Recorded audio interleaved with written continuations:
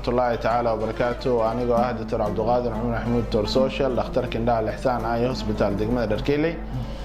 run ahaantii markaan qiimeynay isbitaalka bukaanada imaanaya ayaa waxaan u kala qaybinay labo bukaano la ildaran xanuunkii oo muddo dheer soo raajiyay iyo bukaano markaas as emergency sida dhagaxa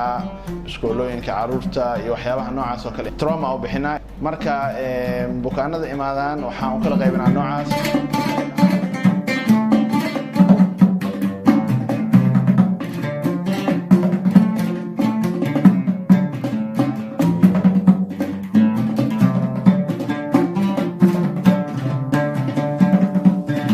waxaan ku xalinaa daawo qaarna oo daawada marka hadii ka gudbaan qalliin degdeg ah u sameynaa oo sida toliimanka indhaha iyo wax noocaas oo kale iyo dayactirka